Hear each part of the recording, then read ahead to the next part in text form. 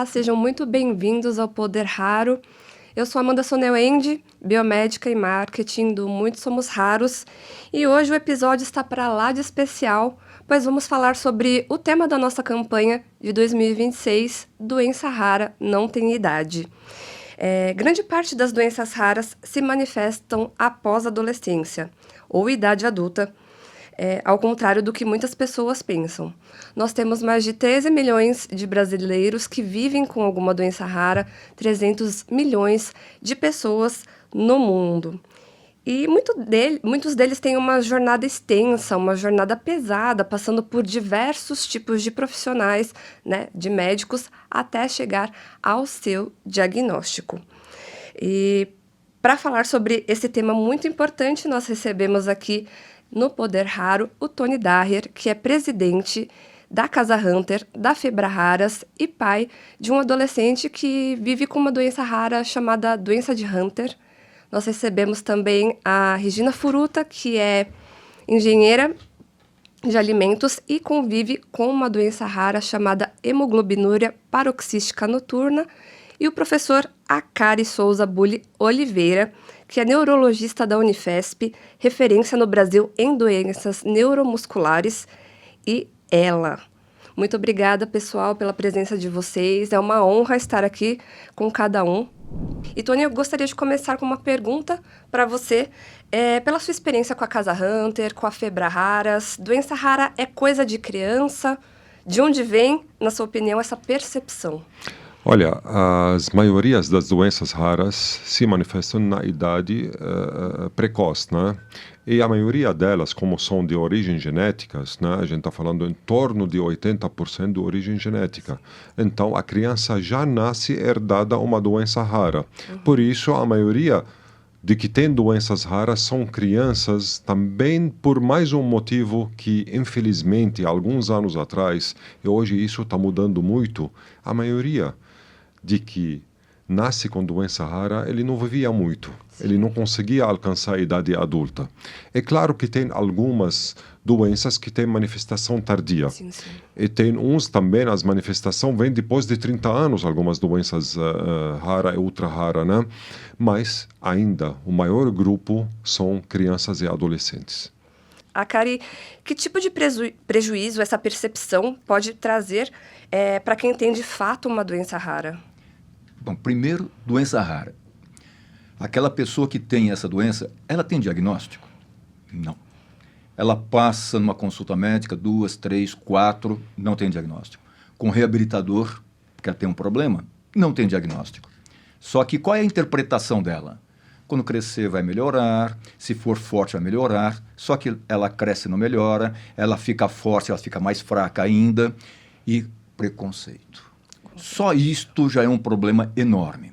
E outro detalhe, doença rara vem com um sofrimento muito grande, físico, emocional, espiritual, social, de justiça ambiental. Se não tiver um diagnóstico específico, é um sacrifício enorme para a pessoa e para a família também, esse grande problema.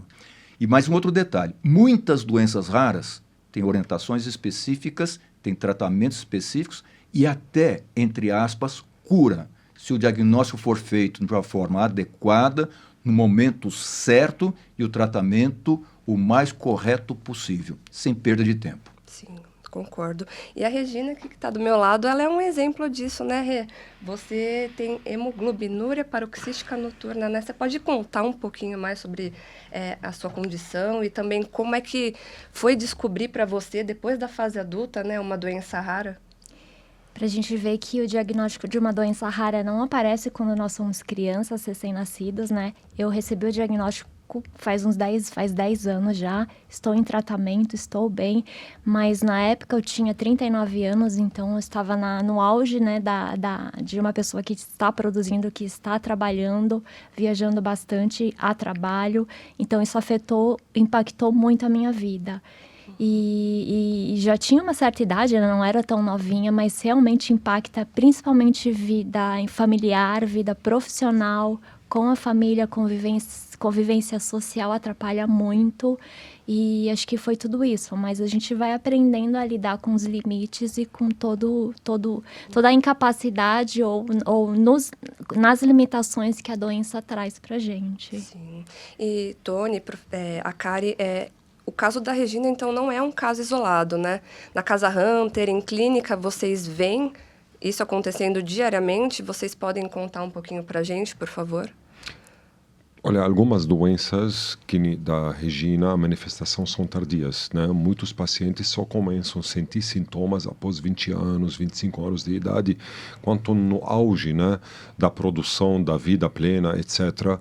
E o engraçado, não, o triste, que a maioria das pessoas nunca liga isso a uma doença grave rara. Sim. Porque a pessoa, você olha para ela, está super bem, né? Não tem fenótipo, não tem nada que chama a atenção, que tem algo de raridade, alguma síndrome, né, rara, mas ela começa a ter outros tipos de manifestação muito grave, que muitos também não conseguem nem chegar a 3, 4 anos depois do diagnóstico, não conseguem ter vida longa, né? Graças a Deus, o caso da Regina, hoje tem vários tratamentos, não apenas um, né? Também incorporado no Sistema Único de Saúde, um deles, está tendo muitas novidades, mas eu falo que o caso dela é tipo ganhar na Mega Sena. Porque no mundo das doenças raras tem menos de 3% que tem tratamento medicamentoso. Então, quando você faz o diagnóstico, já é um acontecimento, né? Uma conquista, você conseguir fazer o diagnóstico. Sim. Imagina, depois que você faz o diagnóstico, se você consegue um tratamento medicamentoso, é tipo ganhar na Mega Sena, porque é uma raridade também ter um tratamento. Sim. Agora, conseguir o tratamento, mais uma raridade também hoje no nosso país. Então, eu acho difícil falar para uma pessoa com doença rara, você tem sorte. Mas no ambiente que a gente enfrenta hoje, na dificuldade de acesso, né, a falta de democratização do acesso, eu acho que o caso da Regina sim é um caso especial. Ela teve sorte de ter um diagnóstico e um tratamento adequado a tempo. E você, professor? Dentro dessa condição, então, eu vejo da seguinte forma. A pessoa tem doença rara, veja a Regina. Quantos médicos que ela foi? Quantos explicaram o sintoma dela? Quantos se interessaram pelos sintomas dela? E o diagnóstico estava lá. Se você colocar as palavras-chave, a noite, o problema da hematúria, está lá a palavra-chave. Se você colocar a palavra-chave, o diagnóstico vem. E quando a pessoa recebe o diagnóstico, já vem uma orientação mais apropriada.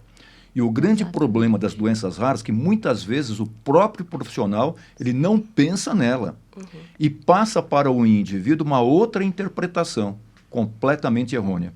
As doenças raras, em seu conteúdo, elas são de difícil diagnóstico demorado, trazendo um sofrimento muito grande para as pessoas pela ignorância.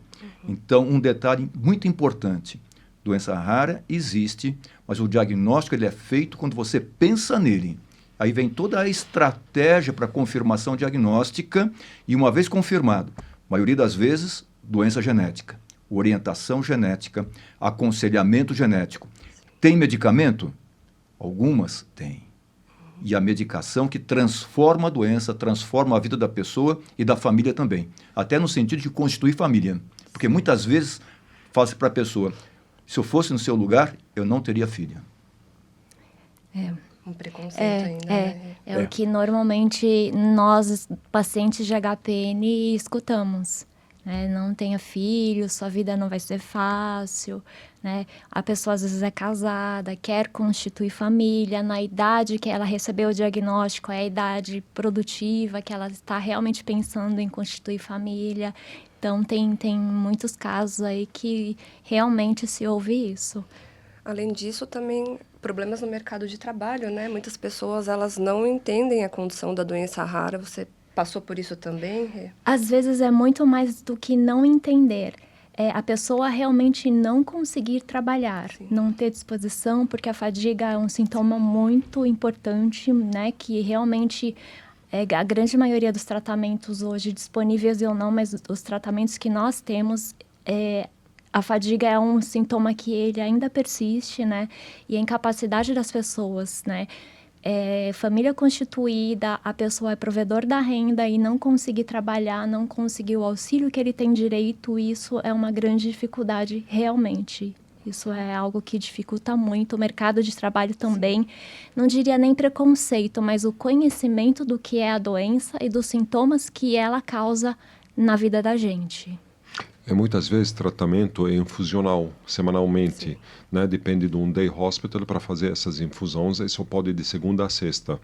E, infelizmente, algumas empresas não aceitam, né, que o paciente falta naquele dia, porque naquele dia você pode esquecer, não vai poder trabalhar. Sim. Depois de uma infusão de 4 horas, né, não tem condição. Então, essas dificuldades que precisamos, né, de uma compreensão maior, conscientização maior sobre o fardo dessa doença para ter, né, um trabalho, né, mais humanitário, humanizado, né, vamos dizer assim, nesse sentido. É por isso que políticas públicas de saúde são tão importantes como o que aconteceu, né, nesse último evento da 3ª edição das doenças raras, na Alesp. Tem o projeto de lei do Estatuto das Doenças Raras do Estado de São Paulo.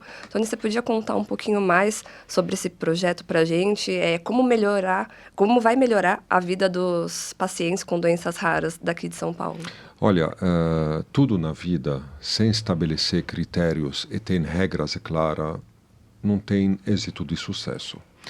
Nós estamos lutando há mais de 12 anos, né? E progredimos muito no âmbito das doenças raras, seja na área de regulação, seja na área de acesso, mas o mais importante, na área de conscientização. E as pessoas têm hoje maturidade de entender os gargalos, né, que o sistema tem, que o sistema enfrenta, né, para poder tratar as questões das doenças raras, seja no diagnóstico, seja no encaminhamento, no tratamento adequado, nos centros, né?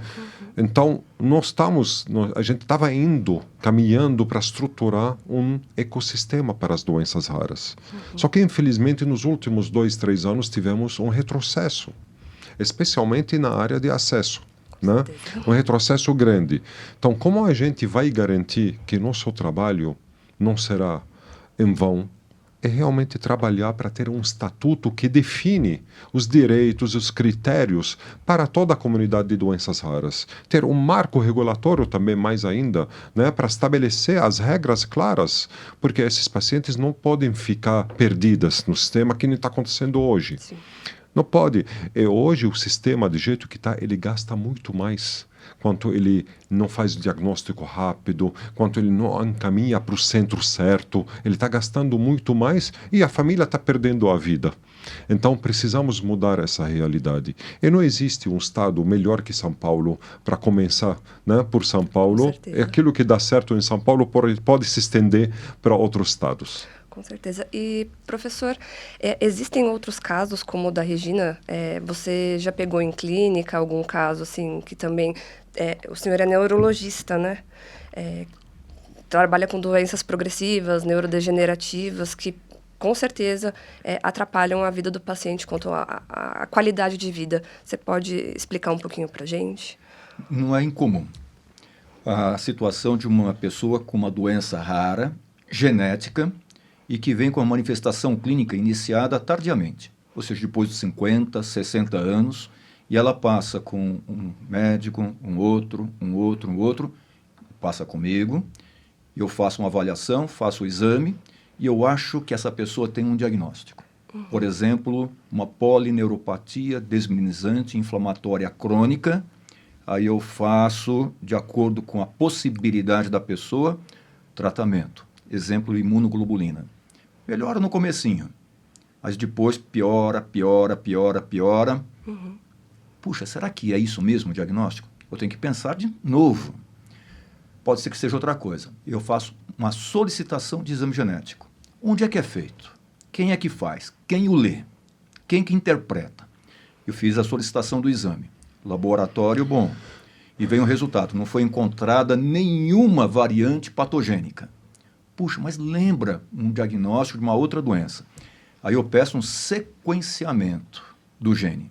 Aí vem lá, amiloidose. Essa pessoa viveu com amiloidose por anos.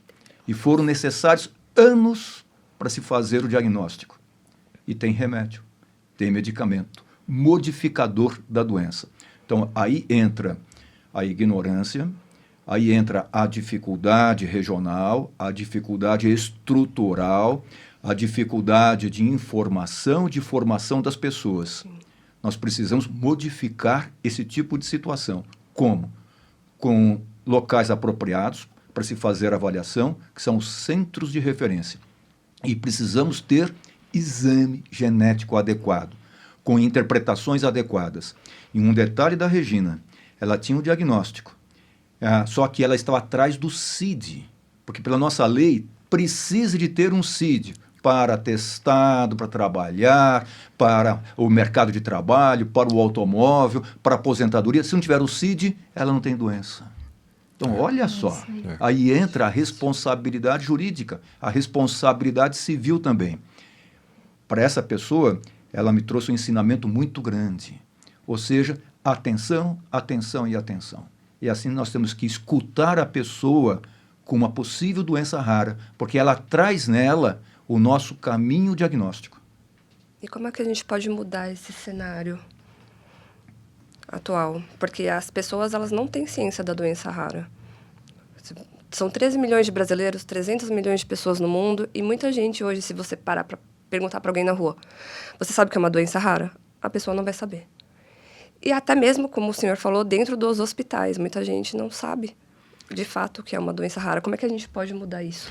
Você sabe que você tem dor de cabeça quando sente a dor, tá certo? Então eu acho que no momento que a gente separa o joio do trigo, começa a ter teste do pezinho ampliado, começa a diagnosticar mais. Com mais diagnóstico vai ter mais conscientização. Campanhas do governo federal, mas essa campanha só podem ser feita quando você tem não apenas diagnóstico, local para encaminhamento certo para esses pacientes, plano de manejamento correto para essas doenças, falar sobre, né, essa quantidade de doença que atinge e também colocar um plano, né, que resolve o problema, né, que traz, né, um conforto para essas famílias. Hoje, para o câncer, para a oncologia, você tem milhares de centros no país. Para doenças raras, temos 51 centros habilitados como centro de referência. Mas, para mudar a jornada do paciente, você precisa de um centro totalmente focado nas doenças raras, que trabalha de uma forma integrada, que toda aquela equipe de médicos não médicos estão ali atendendo apenas os pacientes com doenças raras, para você mudar a jornada do paciente. Você precisa encurtar a jornada do paciente. Você precisa tirar ele da mesma fila, né? Aquele paciente não pode continuar na mesma fila. Hoje você vai para a atenção básica, tá? O paciente fica lá anos na fila. Se tiver oportunidade para ir da atenção básica para a secundária, tá? Ele já tinha feito todos os exames ali, ele volta, repete de novo, já gasta de novo o sistema, repete. E muitas vezes o paciente acaba desistindo do tratamento por falta de coordenação entre a atenção primária e secundária. Não tem coordenação. Sabe? Então, esse paciente não pode ficar perdido no sistema. Sim. Ele tem que ser acolhido rápido, ter centros, né, montados, adequados para tratar as doenças raras, tá? Tipo Casa dos Raros, Hospital dos Raros, que a gente vai montar em breve, tá? Não precisa ser o Casa dos Raros, mas algo parecido. Sim. Nós não podemos continuar tratando as doenças raras nas margens das outras doenças. Que nem o Dr. Akari, ele tem ambulatório dele, da neurologia. Mas isso deveria ter todos juntos trabalhando, ele ia ter menos dor de cabeça, ia poder ajudar muito mais os pacientes se todos estavam juntos, a equipe junto conversando, se ele tem um geneticista do lado dele, o cardiologista do lado dele, a físio do lado dele, todos juntos, ia facilitar o trabalho dele e dos pacientes, ia dar outra qualidade de vida. Então eu acho que falta um plano nacional de enfrentamento das doenças raras, falta orçamento específico para as doenças raras que você não vai poder ter enquanto você não cria uma secretaria de atenção especial às doenças raras, tá? Enquanto não temos isso, não vamos ter uma estrutura para criar o ecossistema sólido que visa a sustentabilidade do sistema e que visa a qualidade de vida da população e atender com qualidade e democracia. Porque hoje tem gente que recebe, tem muitos que não recebem medicamento nem tratamento. Está errado. E nós vemos dinheiro tá jogado no lixo, infelizmente. E vai continuar assim. Eu acho que também tem muita questão da informação, né, Amanda? Sim. A informação acho que é algo importantíssimo, porque no meu caso, por exemplo, o primeiro sinal de alerta antes de eu ser diagnosticada foi a urina vermelha, né, a urina com sangue. E através da informação, o próprio paciente identificando os detalhes, os mínimos detalhes, porque muitas doenças raras, os sintomas, eles se confundem com outras doenças comuns, digamos assim, né? Mas eu acho que a questão da informação é primordial e é importantíssima. Informação de qualidade. E é isso também que eu acho que a gente traz, a gente consegue ver na série Viver é Raro também, né? Sim, A gente certeza. tem essa percepção do quão importante é e o próprio paciente conseguir identificar isso nele mesmo, ou o cuidador, ou pai, ou mãe, quando criança, quando bebê. Hoje, no momento que tem sintomas, só colocar doenças raras na internet, ele vai te ligar em várias ações que tem, seja no YouTube da Casa Hunter, seja a Febre Rara, seja a Casa dos Raros, seja Viver é Raro, seja... Tem muitas informações hoje de qualidade. 10 anos, 15 anos não tinha. Né? Então hoje estamos bem melhor. Só que para isso também você precisa de ente público com você para te ajudar, né? Porque para expandir isso nacionalmente. Com certeza. Desculpa, doutora Cari. O Tony, ele comentou algo muito interessante. São 51 centros de doenças raras. No Brasil todo. É muito pequeno o número. Mas por qual razão? Orçamento. Muito baixo. Eu tenho nosso ambulatório.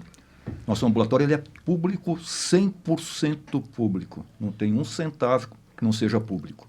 Por que não pode ser um centro misto de doença rara? Sim. Mas quando eu vou pensar que é um sistema misto, não vale a pena para mim.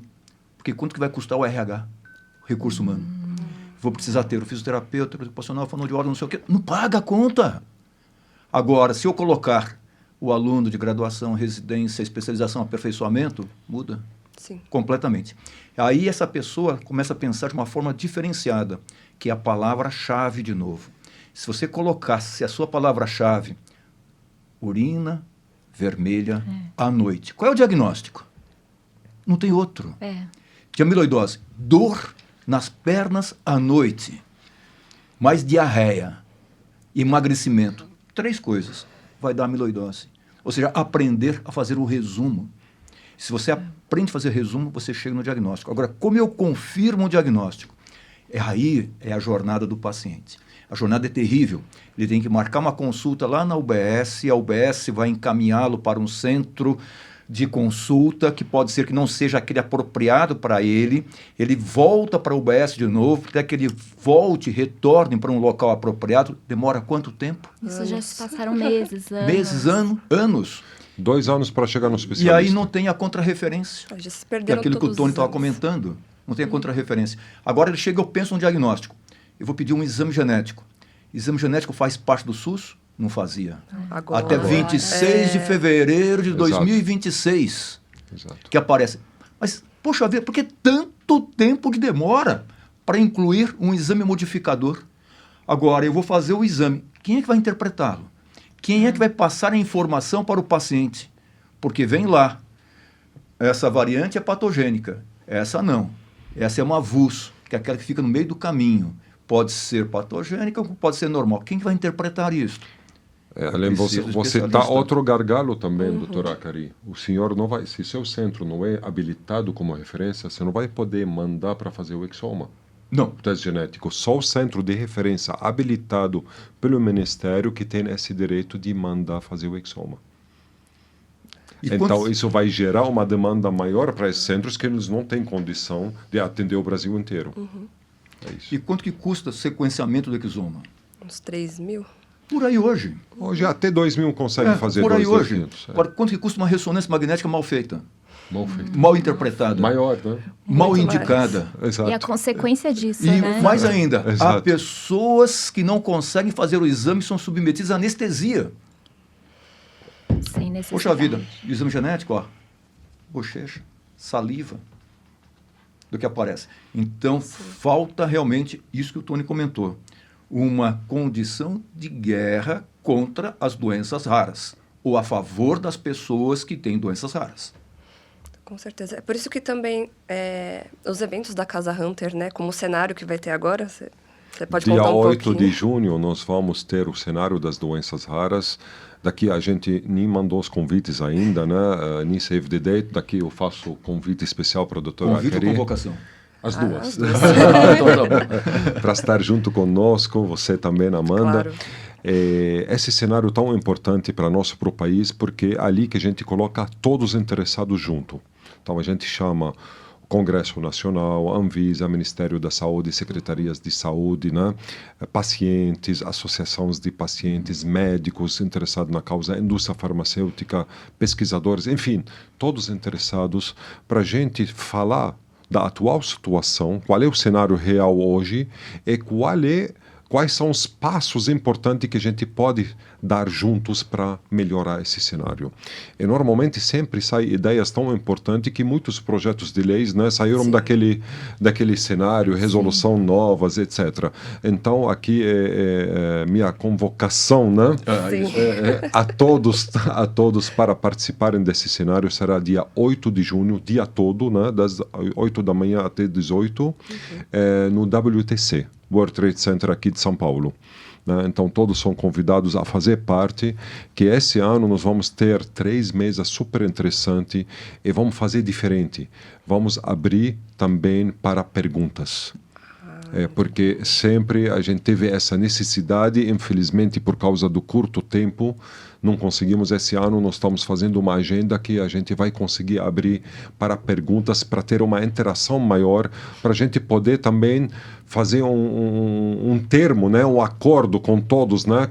O que precisamos para avançar? É isso. É importante também escutar os pacientes, né? Porque eles têm que estar no centro Não, dessa a gente conversa, né? Sim. trabalha por Com eles. certeza, exatamente. Nós trabalhamos por eles. Então, eu achei fantástica a ideia dessa sessão de perguntas, que nem teve na Alesp também, né? Exato. Foi Exato. ótimo também, a gente conseguiu discutir mais sobre as doenças raras e escutar também os pacientes, que é importante, né? Sim, super. Informação, né? Quanto mais informação, melhor.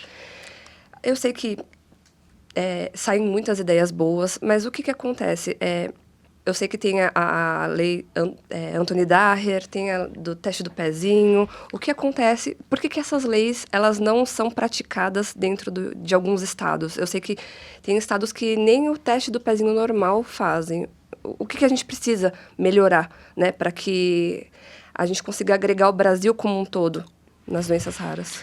Na verdade, você tem vários gargalos aqui, né? O primeiro, teste do pezinho comum, né? Não ampliado, ainda em algumas regiões, tipo Norte-Nordeste, infelizmente ainda não acontece. Mas por qual motivo? Lá eles recebem dinheiro da mesma forma que o São Paulo recebe, outros estados recebem. Mas algum lugar chega, mas não chega na ponta, chega nos políticos, para os políticos, né? É a doença que o Brasil tem, corrupção. Uma doença crônica que a gente ainda não conseguimos nenhuma terapia gênica. Não é raro. Não conseguimos nenhuma terapia gênica para extrair essa doença do Brasil, infelizmente. Outro assunto importante é a burocracia, a dificuldade de você aprovar um projeto de lei no âmbito nacional. Porque o Congresso Nacional, infelizmente, está vivendo sempre crises, né?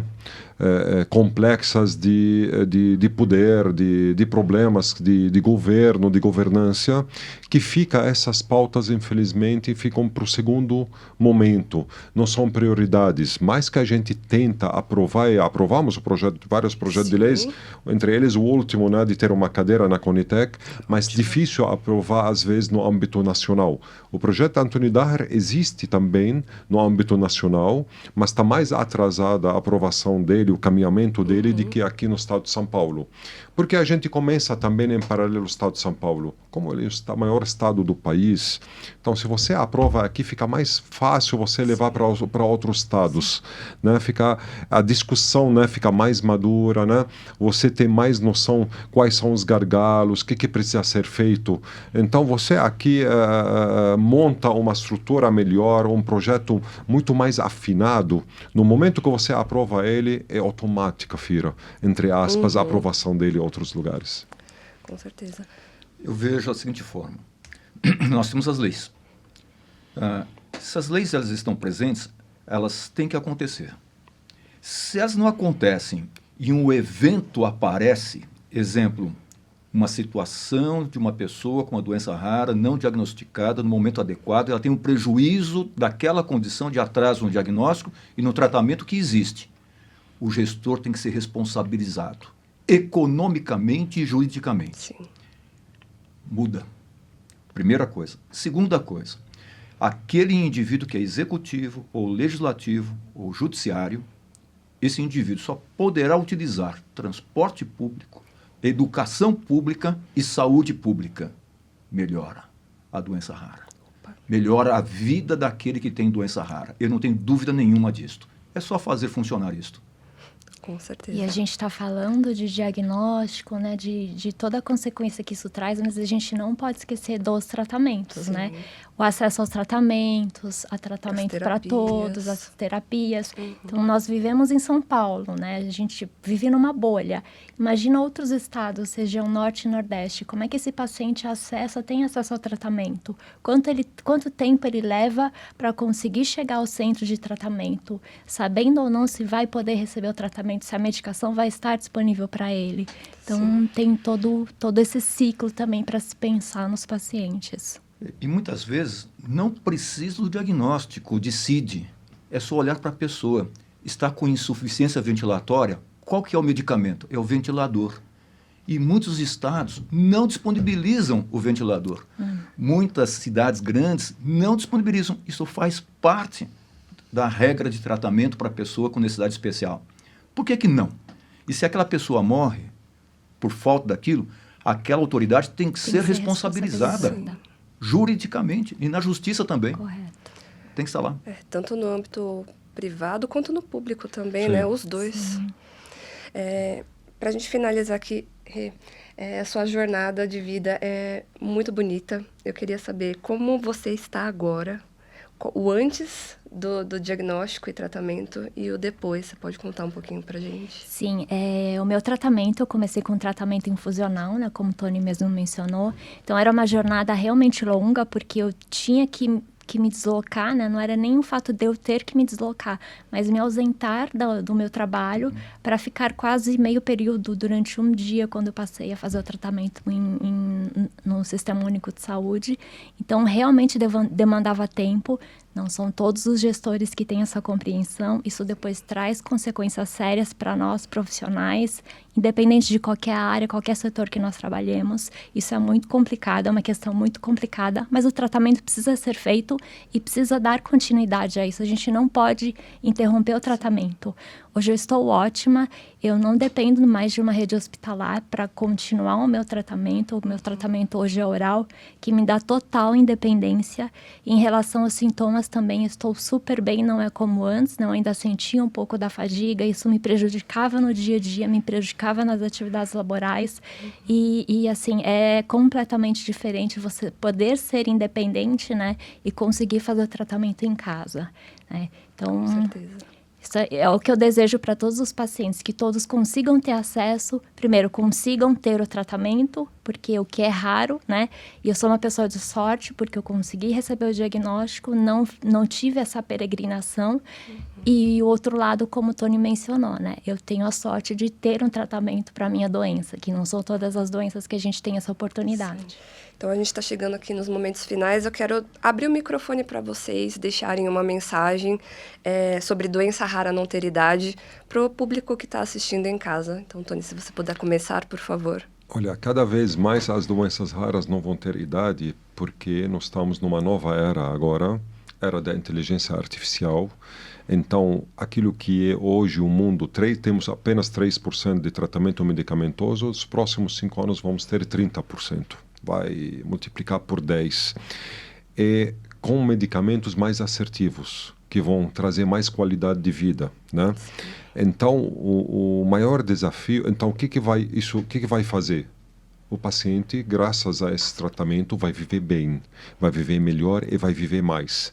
Vamos ter pacientes de todas as idades, pacientes raros, mas pacientes que vão viver para 40, 50, 70 anos, 80 anos, com uma doença rara.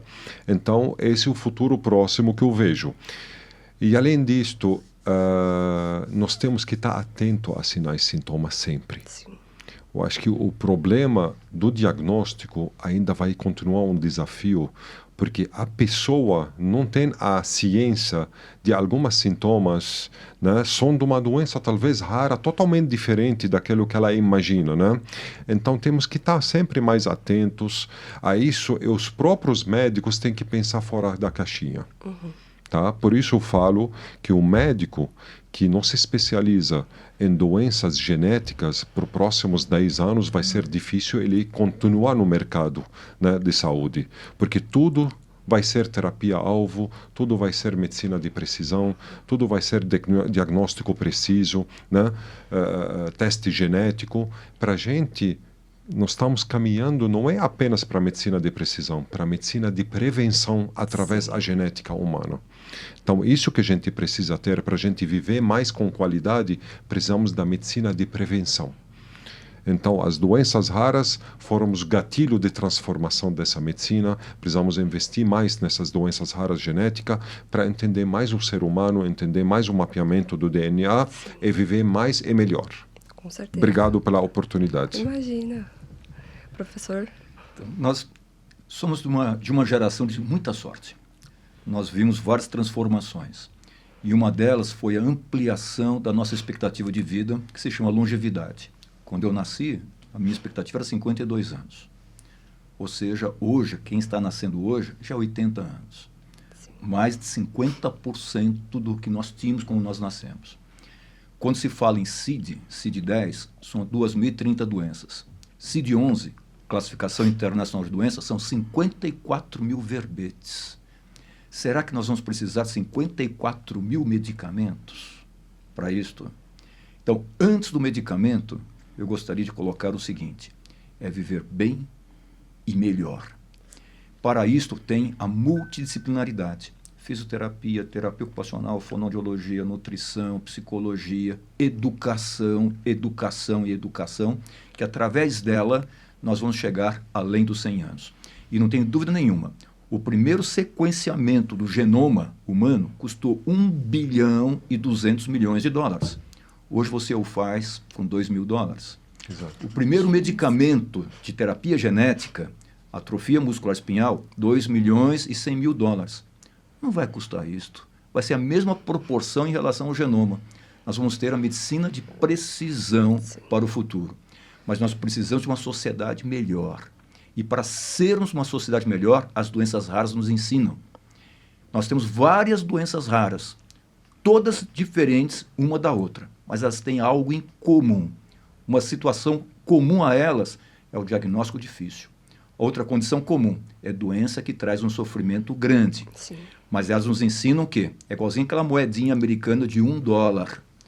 No reverso dela está escrito pluribus unum, significando o seguinte: somos todos um. Na falta de um pedacinho, já não é mais moeda de 1 centavo. E assim eu vejo as pessoas com doenças raras. Nós temos que estar unidos em um único propósito: é viver bem e melhor, com atenção ao outro, olhando para o outro, entendendo ao outro e aprendendo a ser educado com o outro também. Muito obrigada, professor Rê. Eu queria deixar minha mensagem de esperança e resiliência, né? Não vamos desistir. E nós não somos o nosso diagnóstico, o diagnóstico que nós recebemos. Somos muito mais que isso e fortes nós seguiremos. Muito obrigada pela presença, Tony, Regina, professora Kari. Aprendemos muito com vocês hoje. Então é isso, nós estamos chegando no final de mais um Poder Raro. E esse tem um gostinho especial, como eu falei no começo para vocês, pois é sobre o lançamento da nossa campanha Doença Rara Não Tem Idade, que contou com o apoio de farmacêuticas de diversas associações de pacientes, inclusive também da Casa Hunter e da Febraharas. E se vocês quiserem saber mais sobre o assunto, é só acessar o nosso site muitosomosraros.com.br ou as nossas redes sociais, @muitosomosraros. E também vou deixar aqui o @ da Casa Hunter, @Casa Hunter, para mais informações. Muito obrigada e até o próximo programa.